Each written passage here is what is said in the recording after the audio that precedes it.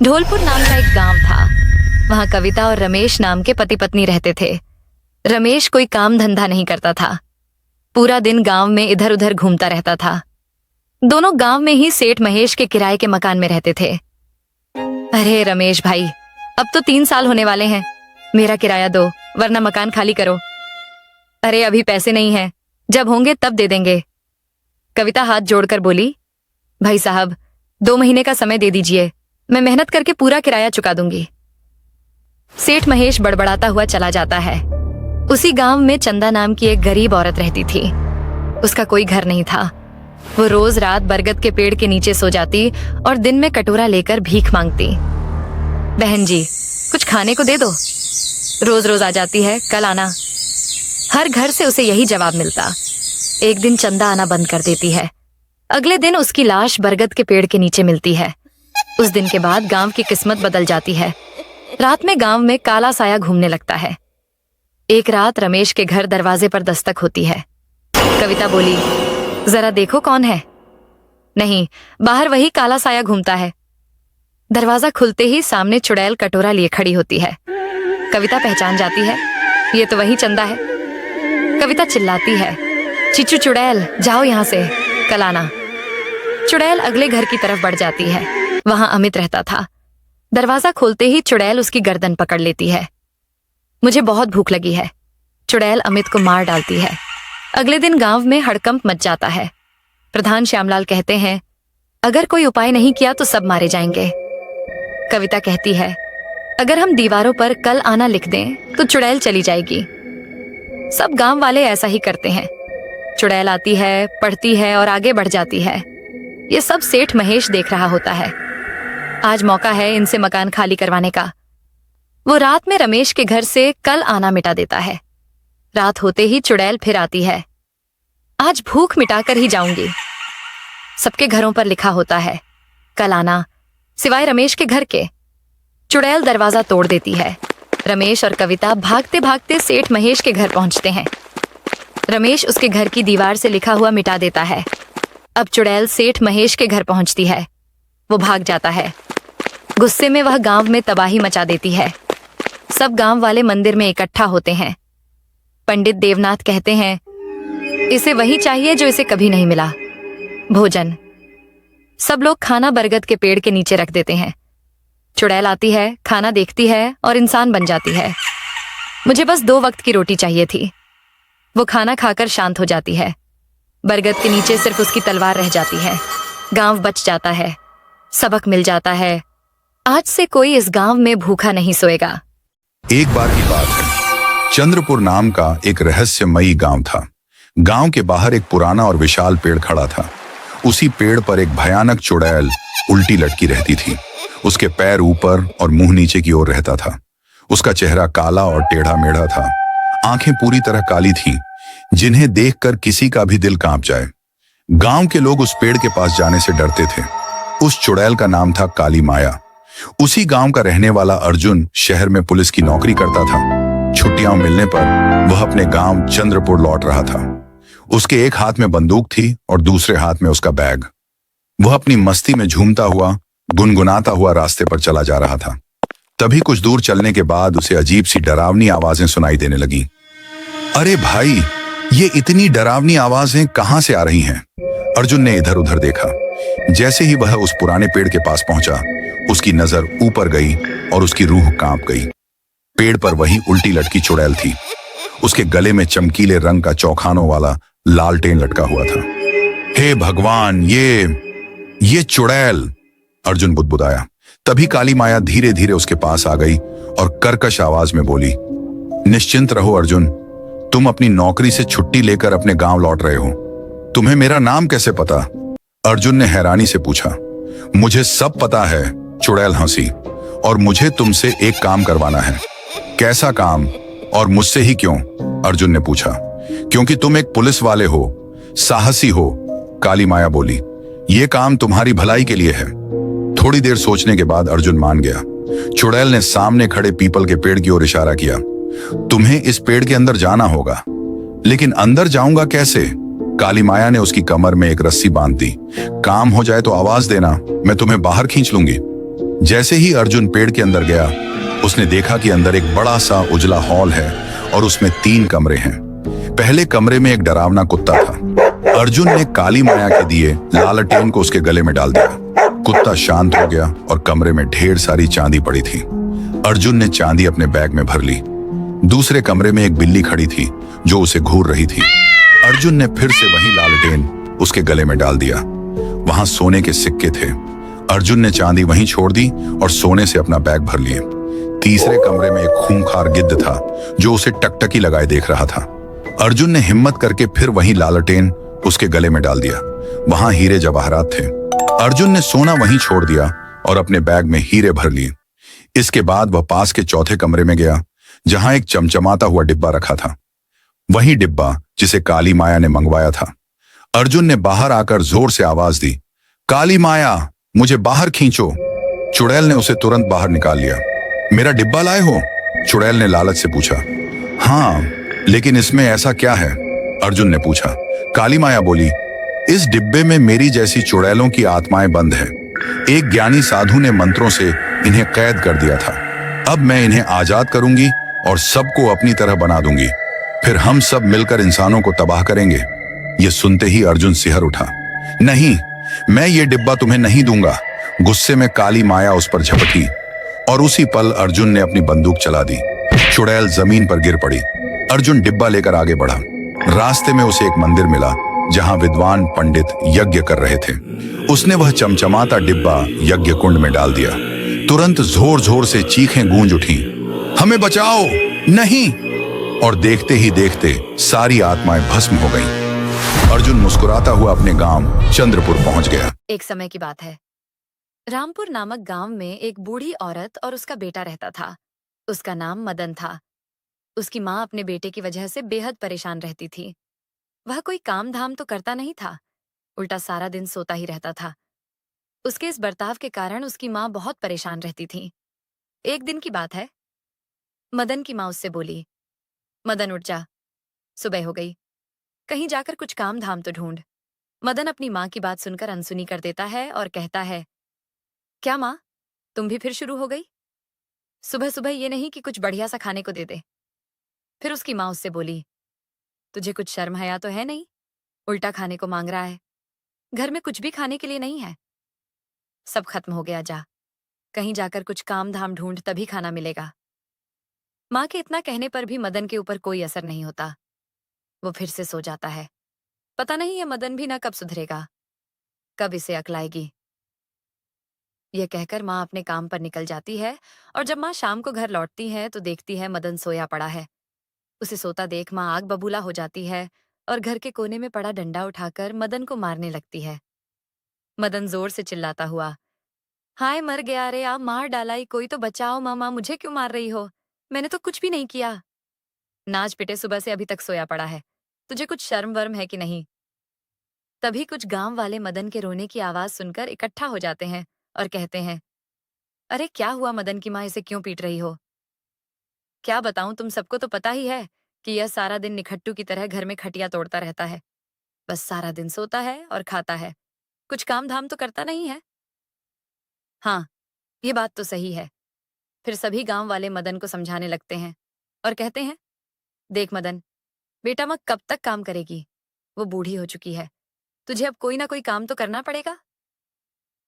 गांव वालों की बात सुनकर मदन मन ही मन कहता है, ये गांव वाले मेरा पीछा नहीं छोड़ेंगे, मुझे कुछ ना कुछ काम तो करना पड़ेगा।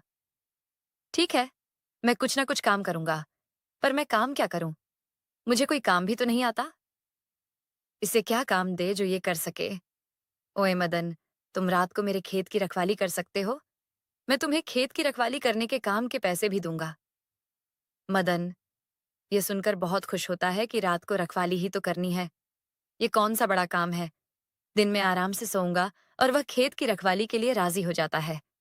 वह आदमी मदन से कहता है, पर एक दिक्कत है कि उस खेत में किसी चुड़ैल का साया है और वह रात में खेत पर घूमती रहती है। जो कोई भी रात को उस खेत पर जाता है तो चुड़ैल उसे मार डालती है। अरे, आप भी ना कैसी कैसी अजीब सी बातें करते हो। ये भूत वूत कुछ नहीं होता और मैं किसी भूत से नहीं डरता। तो ठीक है, तुम रात को खेत पर रखवाली करने पहुंच जाना। और जैसे ही रात होती है, मदन खेत की रखवाली करने पहुंच जाता है और खेत पर पहुंचकर आराम से जमीन पर लेट जाता है और कहता है, रखवाली तो होती रहेगी, पहले मैं थोड़ा आराम कर लूं, फिर खेत की रखवाली कर लूंगा, अब मैं आराम से सोऊंगा। तभी उसे वहां पर किसी औरत के होने की आभास होती है।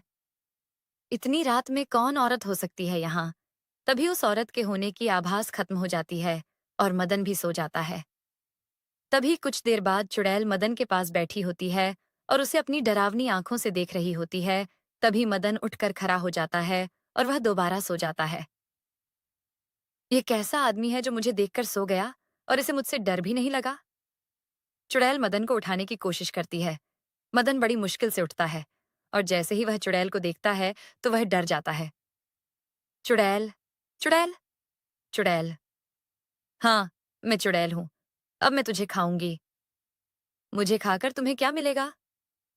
मैं तुझे खाकर और भी ताकतवर बन जाऊंगी। मैं तो एक सूखा सा आदमी हूं और मैंने कई दिनों से खाना भी नहीं खाया, तो मुझे खाकर तुम्हें ताकत कहां से मिलेगी? चुड़ैल को मदन की बात सही लगती है और वह मदन से कहती है, तुम खाना क्यों नहीं खाते? तुम खाना खाओगे, तभी तो मैं तुम्हें खाऊंगी। इतने दिनों बाद तो मुझे शिकार मिला है। खाना कहाँ से खाऊं? आज ही तो मैं खेत पर काम करने आया हूं। काम करूंगा, तभी तो मुझे पैसे मिलेंगे। उन पैसों से मैं खाना खाऊंगा। मदन बड़ी चतुराई और हिम्मत दिखाकर चुड़ैल से कहता है, तुम मुझे खा लेना, लेकिन उससे पहले पहले मुझे खेत का काम खत्म करना है, फिर तुम मुझे खा सकती हो। ठीक है, तुम खेत का काम खत्म कर लो, फिर मैं तुम्हें खाऊंगी। मदन डरते डरते खेत में काम करने लग जाता है। साथ में उसे उस चुड़ैल से भी डर लग रहा था कि कहीं चुड़ैल उसे खा ना जाए। ऐसा करते करते सुबह हो जाती है और चुड़ैल भी चली जाती है, क्योंकि चुड़ैल रात को खेत में आती थी और सुबह होने से पहले वह चली जाती थी। ये देख मदन की जान में जान आ जाती और वह अपने घर चला जाता है और घर पहुंचकर चुपचाप खड़ा हो गया। क्या हुआ, क्यों चुप डरे हो? कोई भूत देख लिया? माँ पूछी। क्या माँ भूत नहीं, चुड़ैल देखी है। चुड़ैल पागल वागल हो गया है क्या? अभी तो एक ही रात काम किया है, थक गया। बस माँ, मैं सही कह रहा हूँ। मैंने खेत पर चुड़ैल को देखा है, वो मुझे खाने वाली थी। बड़ी मुश्किल से मैं अपनी जान बचाकर आया हूँ। ये सब तेरे काम ना करने के बहाने हैं, लेकिन तू चाहे कितना बहाना बना ले, काम तो तुझे करना ही पड़ेगा। मदन बेचारा माँ को कहता ही रह जाता है, पर माँ मदन की बातों का यकीन नहीं करती। और तभी मदन को भूख भी लगी थी। तभी मदन माँ से कहता है, माँ, बहुत जोरों की भूख लगी है, खाना ला दो। उसकी माँ मदन के लिए खाना लेकर आती है। मदन खाना देखकर खुश हो जाता है और वह खाना की तरफ देखने लगता है। तभी उसे चुड़ैल की बात याद आ जाती है और वह खाना छोड़ देता है। मदन, खाना क्यों छोड़ दिया बेटे? खाना अच्छा नहीं बना क्या? नहीं माँ, ऐसी बात नहीं है। खाना तो अच्छा बना है, पर मन नहीं है। और फिर मदन बिना खाना खाए भूखा ही रह जाता है। वह पूरी रात का जगा हुआ था, तो उसे नींद भी आ जाती है। और फिर रात को मदन की माँ मदन को जगाती है और कहती है, मदन, तू सोता ही रहेगा या खेत पर काम करने भी जाएगा? माँ, आज मैं खेत पर काम करने नहीं जाऊंगा। खेत पर चुड़ैल है। चुड़ैल? मैं तेरी एक नहीं सुनूंगी। इतनी मुश्किल से तो तुझे काम मिला है और तू काम करने के लिए मना कर रहा है। बस बहुत हो गया, अब जा खेत पर। मदन के इतना कहने पर भी माँ नहीं मानती और मदन को ना चाहते हुए भी खेत पर जाना पड़ता है। और खेत पर पहुंचकर वह जमीन पर बैठ जाता है और इधर उधर देखने लगता है कि कहीं चुड़ैल ना आ जाए। वह सोच ही रहा होता है कि तभी अचानक मदन की चीख निकल जाती है। चुड़ैल मदन के पास बैठी होती है। चुड़ैल जी, आप? हाँ, मैं कल तो तूने मुझे अच्छा बेवकूफ बनाया, पर मैं आज तुझे नहीं छोड़ूंगी। आज तो मैं तुझे खाकर और भी ताकतवर बन जाऊंगी। देखो चुड़ैल जी, आप गुस्सा मत करो। आप मुझे खा लेना। मेरा थोड़ा सा काम है, मैं उसे खत्म कर लूं, फिर खा लेना। मदन का काम भी खत्म हो जाता है। तभी चुड़ैल मदन से कहती है, अब तो तेरा काम भी खत्म हो गया, अब मैं तुझे खाऊंगी। मदन मन ही मन भगवान को याद कर कहता है, आज तो यह चुड़ैल मुझे खाकर ही मानेगी, क्या करूं? तभी उसके दिमाग में एक तरकीब आती है और वो चुड़ैल से कहता है, चुड़ैल जी, आप मुझे खा लेना, लेकिन मुझे खाकर आपको ताकत नहीं मिलेगी। मैं तो पहले से ही सूखा और कमजोर हूं, लेकिन मैं एक ऐसे आदमी को जानता हूं जो बहुत ही मोटा ताजा है, जिसे खाकर आप और भी ताकतवर हो जाओगी। उसकी झोपड़ी यहाँ से थोड़ी ही दूर है के लिए तुम्हें उसके घर जाना पड़ेगा। बस, कहीं तुम मुझे बेवकूफ तो नहीं बना रहे? अरे नहीं नहीं नहीं, मैं आपको कैसे बेवकूफ बना सकता हूँ?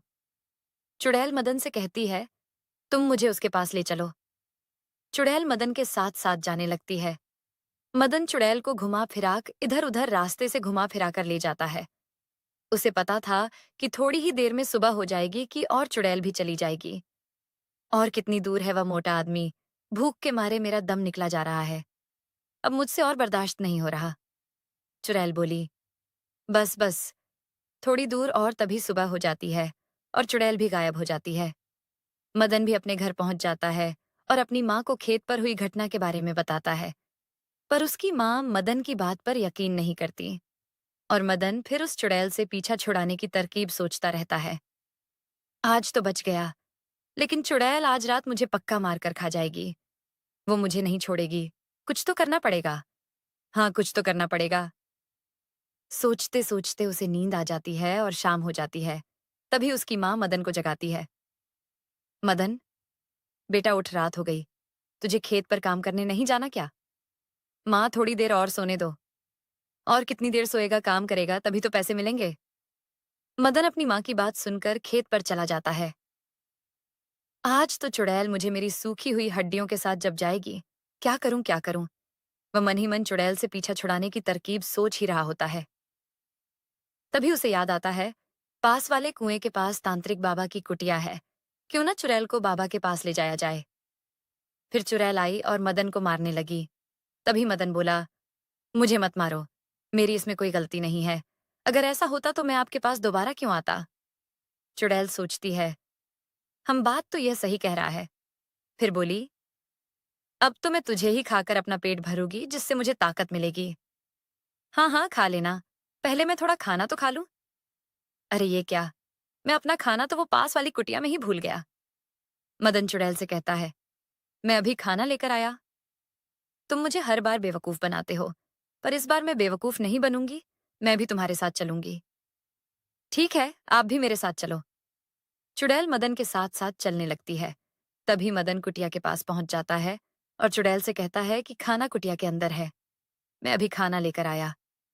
तूने क्या मुझे पागल समझ रखा है? मैं भी तेरे साथ अंदर जाऊंगी। चुड़ैल मदन के साथ कुटिया में चली जाती है। वहां एक तांत्रिक बाबा बैठे होते हैं। वह अपनी शक्ति से पता लगा लेते हैं कि यह चुड़ैल खेत में रात को आदमियों को मारकर खा जाती है। तभी चुड़ैल मदन को गुस्से से देखती है और कहती है, अच्छा, तो यह तेरी चाल थी। मैं तुझे और इस बाबा को मारकर खा जाऊंगी। तभी तांत्रिक बाबा अपने हाथ में जादुई हथियार लेते हैं और चुड़ैल को उसी फरसा से मार डालते हैं। और मदन का भी चुड़ैल से पीछा छूट जाता है और वह खेत पर आराम से काम करने लगता है।